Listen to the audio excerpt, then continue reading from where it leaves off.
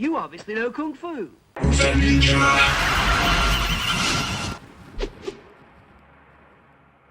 Joining me today on the Kung Fu Drive-In podcast, I've got a guy who has had a lot of experience in front of and behind the camera, working on films like Kill Bill Volume 1, Kill Bill Volume 2, The Hateful Eight, and Once Upon a Time in Hollywood, and most recently as a writer and a director for the upcoming film from Tiger Style Media, Lady Scorpions.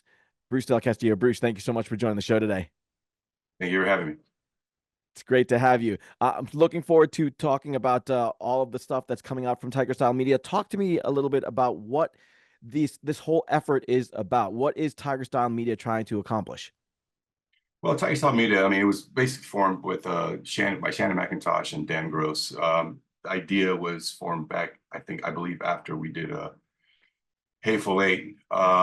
Dan and Shannon go back a long way, and back to the Dimension films and Miramax days. And I believe Dan, I may be paraphrasing, I may be kind of jumping around a little bit, but because I don't know the full story.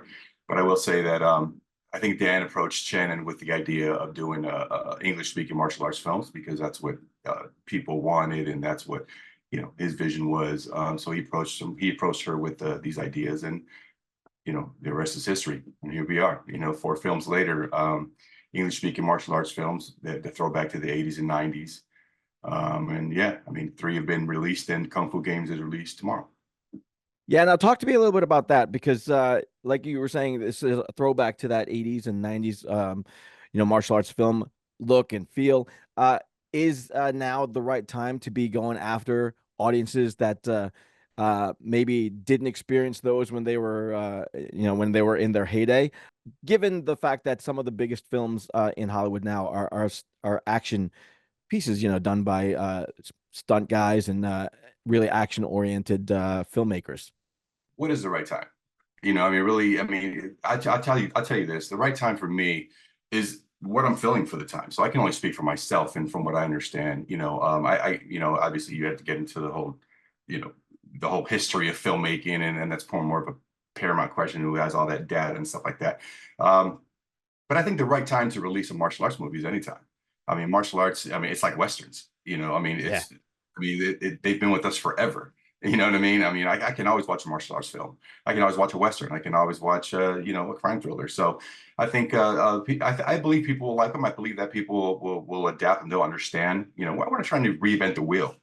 We're not, this is not nothing against John Wick. That's a great movie. But this is not a John Wick movie. We're not trying to, we're not going that route. This is totally a throwback to the 80s and 90s films. And to those who appreciate those films, and those who haven't been introduced to those films, it's an introduction to that genre. And obviously we hope that everybody likes it. We like them, and we would obviously hope that everybody else does. Now, did you have any influences when you were coming onto the project, knowing that you were going to be directing it? Did you reach back to your own appreciation for these films and go, I wanted to kind of have this kind of feel or this kind of look, or were you approaching it completely fresh and hoping to just do something new and cool? No, absolutely. I've been a martial arts fan since I was a kid. My father was a big martial arts fan, and so hence my middle name is actually Lee. So my name is Bruce Lee. Nice. So yeah, my father's been a big martial arts fan forever, as long as I can remember. And so when I was like 10 years old, or I remember watching Kung Fu theater, on Saturdays. I believe it was like 10 to 12 or something like that. It was like, or whatever it was, But yeah, I obviously remember those films, and those are more 70s martial arts films. It wasn't 80s that came around later, obviously.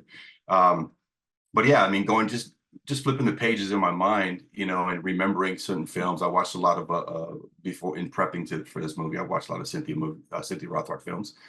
Obviously, she's got a ton of a ton of films she's done on her filmography, but I also like Jimmy Wang Yu. I love his films. I love Shang Chi's films. Five Deadly Venoms is one of my favorite films, which is a little throwback. If you've seen the film, you'll recognize something from Five Deadly Venoms there from Cynthia. It's one of those things, just very small, but I like 80s, 90s films, but I also like the 70s films. So I wanted to give it that feel, the 80s, 90s, and be true to what the slate was and what the producers were trying to put out. That's obviously important. But I wanted a little bit of 70s in there, so I just did just a touch. I didn't overdo it or anything. But but yeah, I mean, yeah, I've been a huge fan of martial arts films and just films in general, but definitely martial arts films. Yeah, it was probably my one of my first loves besides westerns, which I mean, I remember watching The Rifleman when I was a kid, with Chuck Connors and on the TV show, the TV series, So yeah. Now, speaking of Cynthia, when you were selected to be the director of this film, and you were tasked with directing Cynthia Rothrock, what was your approach to that, knowing that she is who she is and the skill set that she brings to the table? I wasn't worried about the skill set at all. Actually, I wasn't worried about anything. I know she's a professional, and I know that she was going to come across how she was going to come across. So she's such a great person to work with. I mean, she's just so easygoing and so laid back, and such a professional. She came to work every day. I mean, hit her marks and did what she needed to do. And I'm not talking about marks and martial arts wise, because that's obviously kind of ingrained in her. You know what I mean? Because you miss a mark in martial arts, someone's getting hit. But yeah, no, I mean, even through dialogue scenes and everything, I mean, she was just a professional, and I wasn't worried too much about anything, to be honest with you. I knew I was going to get somebody who was, she was coming on board and she was experienced, and she was attached to the film before I was attached to the film. I believe actually the story was written for her a long time ago. I don't know how many years ago, but it was written for her. And when I was brought on board, I was informed that Cynthia Rothrock, and then we got to find her, her daughter, who actually is Caitlin DeChelle, who's phenomenal as well, such a professional as well. I mean, she's, I'm pretty OCD, you know what I mean, and she's OCD too, but that's just because she loves her craft and she loves what she's doing and she wants to make it perfect every time. She wants to, I mean, I think every martial artist or everybody who loves doing what they do, is going to want to give it their best shot every single time they have the opportunity to. All right. Now, speaking about the best shots, how did you come on board then to be the director of this film? You looking at your credits, you did a lot of work behind the scenes. You've done some stunt work. You've done some acting. What gave you the go ahead to take the director's chair here? It was Shannon, actually. I've known Shannon since Kill Bill. And I was actually in Texas at the time when she called me and said, "Hey, Paramount." We had talked previously about the film and stuff, and she had called me when I was in Texas and in Austin, and she had said that Paramount approved me to direct a film, and I was super happy, and I was like, "Okay, now I got to get to work, and we got to do some things on the script." And so that's how that came about, just my history and friendship with her. But I've worked with her on quite a bit of stuff, and I didn't really know about the slate was brewing during the time I was working with her, like on Once Upon a Time in Hollywood, and so I didn't know that was happening until after the fact.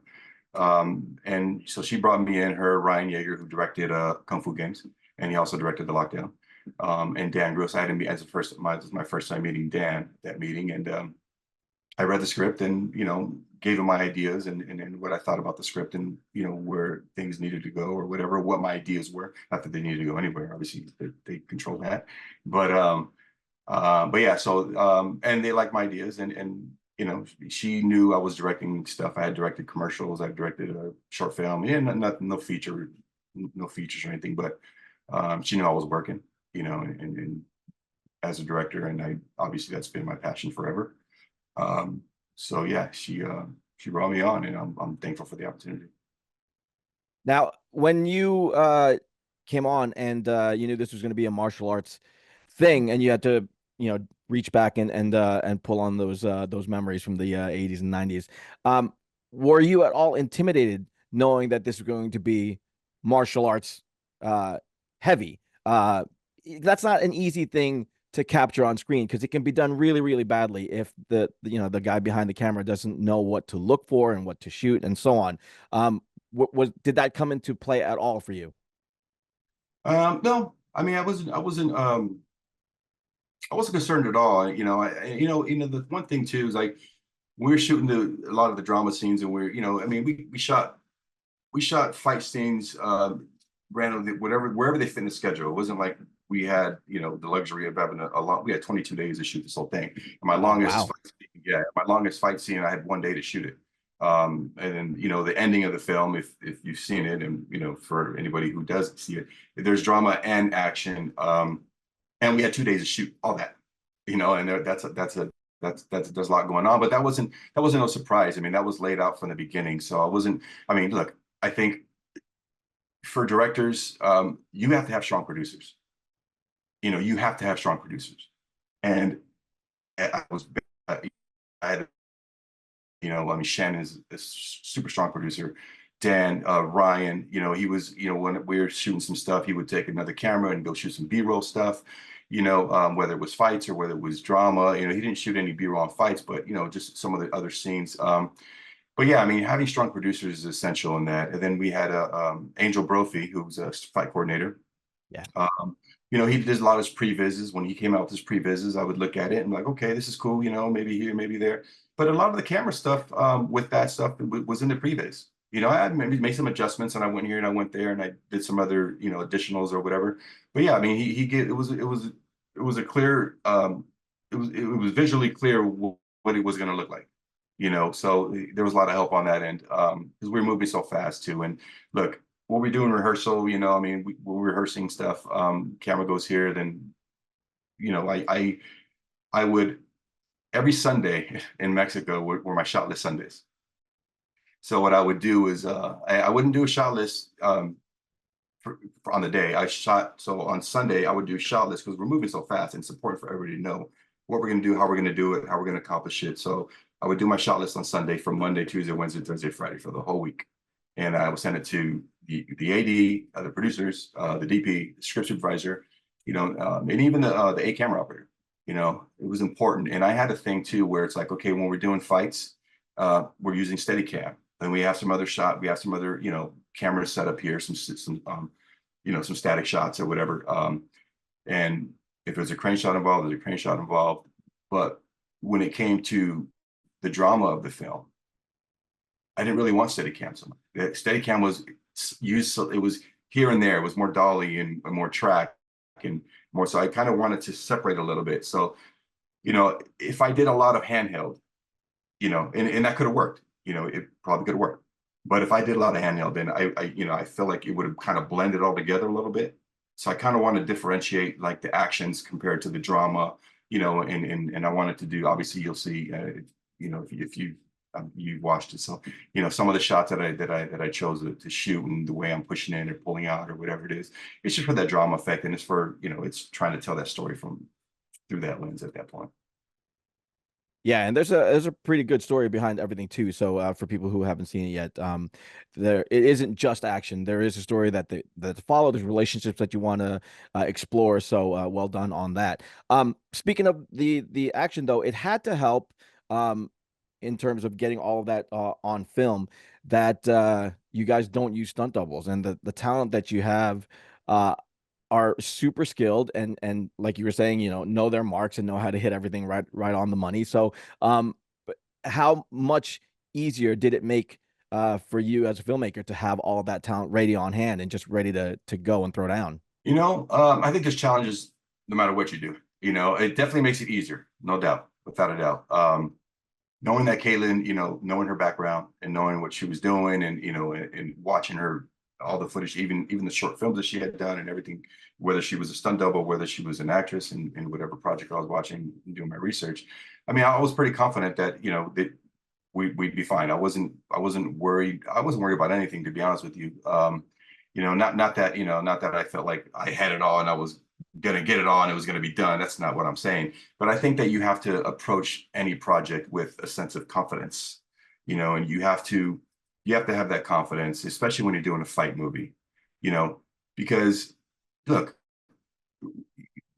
some of those kicks are really landing. You know, Oh a yeah. lot of that stuff is really landing. Someone can get hurt. You know what I mean? And so if you don't have the confidence as a director, and you're, you know, directing a fight scene, you're putting a lack of confidence in your actors.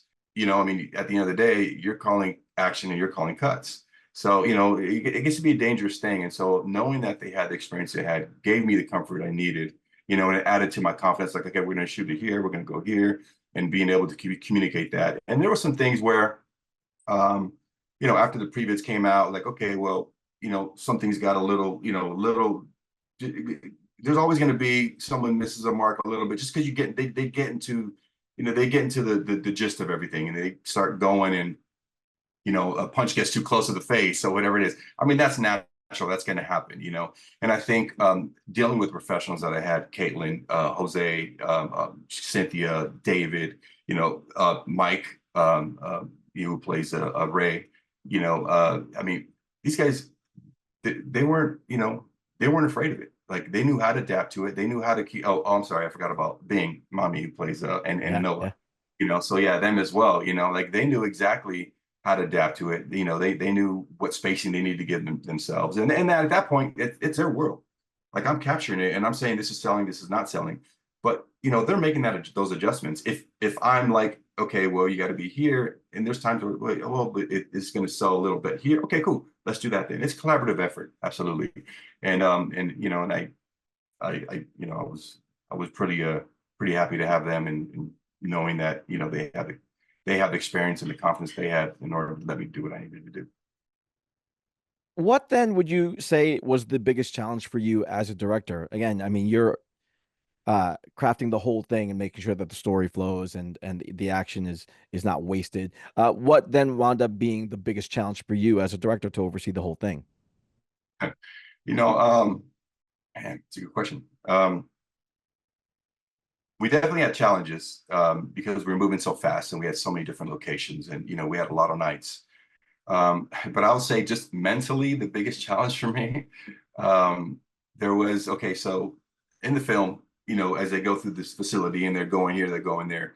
I mean, that's a combination of two different locations, big locations. And I had this map in my head and it was on a piece of paper. Like, okay, this is scene 118 and 118 has four parts, A, B, C, D, E, And so it's like, okay, we're shooting 118 A and B over here, but then C's gonna take place over there, but then D's over here. So, and I had this whole map of like their, just like, I guess, maze, you know what I mean? And it was just, it was once I shot like, okay, well, this is scene 91 and those are, there's six parts of 91, three are here and three are over there. It's like, okay, that's done. Now I can get it out of my head. You know what I mean? Because it truly was a man. It was like a treasure hunt. Like, okay, like and also too with the actors thing, they have to remember and I'm reminding them obviously, but also too, what did you do? What was the energy like from when we shot C91 last week? Yeah, You know yeah. what I mean? It's like, this is where you're at, this is where you're going. And so, and they were super professional and understood exactly and never forgot what they did prior and what their energy was like. And so everything matched. But I say that was probably the most challenging thing during the whole shoot. And yeah, I think that was it because it was just, it truly was amazing. And everybody was like, okay, so we're over here, and just no, we're over here, no, we're over here, no, we're doing this over here. This is for scene over there, and even my AD, and he did a great job as far as like he broke the location down into parts. So this is section A, this is section B, section C, section D. So we're going to shoot everything in section D, then go to section A. However, it worked for us to be able to be in the most efficient way throughout the day. That's cool. That's cool. All right, then but when you look back now, uh obviously you're going to be your own worst critic. Are there things in the film where if you had the opportunity, if you had an extra day or two, you would change? Or are you like, this is good, this is the story that I wanted to tell? I mean, there's always going to be something I want to change. Sure. There's always going to be something. Yeah, no, absolutely. I mean, yeah, I don't want to say what things are, but yeah, there's there's always going to be something, and I'll watch it next week and maybe feel different. But um, actually, I watched it last night, and just from that perspective of like, okay, what should you have done differently? What should you have done here, or how wouldn't it be better to go do this or do that? But yeah, I mean, there's always going to be something. I think every artist has that in the back of their mind at some point. what has the reception been like from the people that have seen it, the people that that you're friends with, the industry people that you work with? Obviously, it's was released in theaters and it's streaming now. So, have you heard a lot of positive feedback? Have you heard anything about where the film is going with fans? I've heard positive. I've heard positives. It hurts, and I heard some of their like, oh, what about it? What maybe this or that? You know what I mean? And it's just a conversations thing that I like taking their feedback and understanding, from their perspective. Read some things online. I was like, okay, well, this guy's whatever. But I mean, there's some great things and there's some not so great things. But you're gonna have that with every film. Right. And like at the end of the day, like when I look back on the film, um, did I tell the story the best way possible? And I can say yes. Nice. I, yeah. After watching it last night, like, okay, knowing what I know about everything that I know and all the moving pieces and everything else, and look, the fights are phenomenal. I mean, the Yeah, fights are great. absolutely. The ladies did their job. And little Sophia, she that was just her first time out, you know, and she has some of the most emotional scenes in the film. And I mean, she did a phenomenal job. I mean, Jose Manuel is a phenomenal fighter, and taking that away from him, that's one of his strengths. Usually, prior to this film, the other things he's done was all fighting, and I took that away from him. I stripped him. You're not a fighter in this film. I didn't say in those many words, but you're not a fighter. This is who you are, and he understood it. And everything that he's done prior, he's a good fighter. And so I'm excited actually for the public to see him in kung fu games because he's actually a fighter. Yeah, yeah. Well, talk to me about that. There are four films right now: Kung Fu Games, The Lockdown, Art of Eight Limbs, and then Lady Scorpions, of course. What is the projection for Tiger Style Media going forward? Is this going to be something that you build on and create more movies and really kind of latch on to bringing back that as Tiger Style Media talks about it, the explosive new era of martial arts entertainment? I believe so. That's a question better suited for Shannon and Dan. But I would say I believe so. I mean, look, the love for martial arts films is there not just the public, but also for us as filmmakers and Yeah. especially producers and Paramount. So yeah, no, I believe so. I think that, I mean, I don't know all that, what the future holds with Tiger Style Media, but I believe it's going to be around a long time. I believe they're going to continue to do more films. And hopefully I'm involved.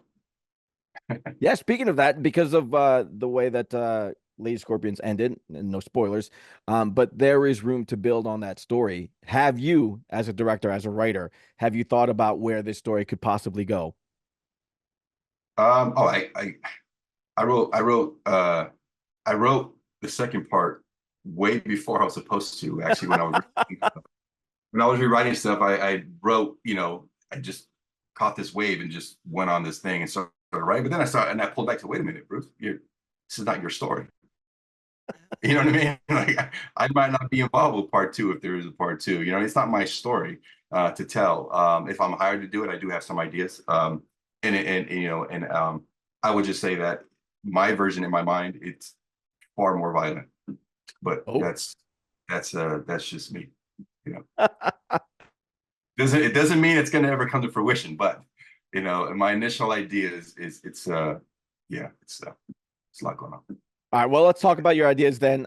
If what do you have in the pipeline in terms of writing, directing, or anything like that? Are there projects that are out there that you want to pursue as a filmmaker and really sink your teeth into? Yeah, I actually have. I just was hired to trying to write a screenplay for this unpublished book, World War II film, Nice. Holocaust story. So I just finished that, and I actually wrote two different versions of it. One because the book is very dramatic, and so and that's cool. It's a good story, but I went a different way too, and did a different. And I like again, I just caught a wave, and I just said, you know what?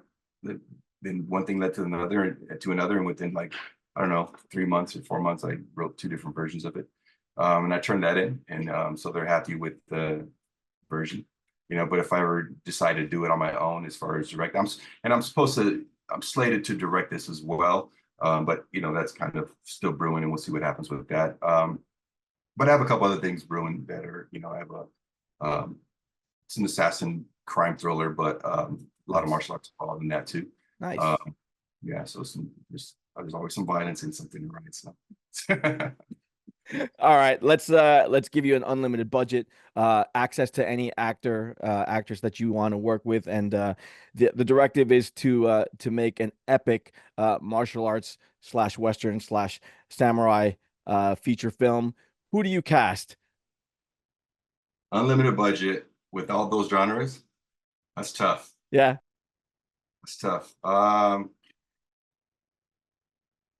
Yeah, I don't know. I don't know. Hmm. My favorite actors don't do martial arts. Oh yeah. Who are they? But De Niro's one of my favorite actors, obviously. Okay. Yep. Yep. So yeah, he would, not fit that genre. I think Brad Pitt's a phenomenal actor too. I think people look at him in a way where because he's a handsome man, and he doesn't really he wants to be known for his acting, and he's a good actor. I mean, I think he's cheated a little bit because people, oh, he's a pretty boy, but he's more than just pretty boy. Um, Yeah. but yeah, I mean, I don't know. That's a good question. Up and coming actors. I mean, the actors.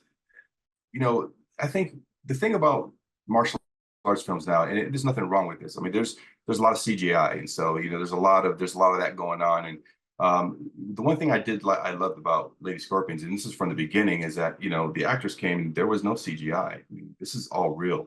This is all real. It was all practical locations, practical fighting. So it was gratifying to be able to have that. I'm not shooting around the actors, hiding their face and putting another actor in there to do that. So I didn't have those challenges that I feel like a lot of films that do martial arts films, a lot of martial arts films now have. I mean, Ryan Reynolds gets away with it in Deadpool because he's Yeah. got a mask on. So which is a good movie actually. Yeah, totally nothing wrong with that and having stunt doubles. I love the whole stunt community. I totally respect them, but there is something to be said about having the actors perform their own work and really allow the directors to kind of to be right up in there in their faces and show them doing their thing, right? Um, I too grew up with the 70s martial arts films. Five Deadly Venoms is my film as well. So I love being able to see true raw skill captured on screen like that. So tell the audience then where they can go to follow Bruce Lee Castillo about anything that you have coming up. I was actually, to be honest with you, I was actually flirting with the idea of putting directed by Bruce Lee instead of Del Castillo. But I was actually going to do that, but I was like, no, that's a little too, it's a little too much. But yeah, so yeah, I mean, I'm on Instagram, Bruce of the Castle, actually, Bruce underscore of the underscore Castle, because Del Castillo in English is of the Castle. Yeah. So I mean, I'm on Instagram and Facebook. I'm the same names, but yeah, I'm not lately I have been on social media quite a bit, but I'm not like a huge social media. So it might go on there. I'll probably have like 500 followers or whatever, but I'm just not that guy where I'm always out there. I actually spend a lot of my time right here in this office, writing. So Making stuff that we want to watch. So that's awesome. That's awesome. yeah. Bruce Del Castillo, thank you so much for taking some time to chat today. Best of luck. Congratulations on Lady Scorpions and all of the Tiger Style media efforts. And best of luck with anything that you got going on. Looking forward to more of your work, man. And thank you so much for taking some time to chat with me. Great. Thank you very much for having me. I appreciate it. Nice to meet you. Poison Clan rocks the world.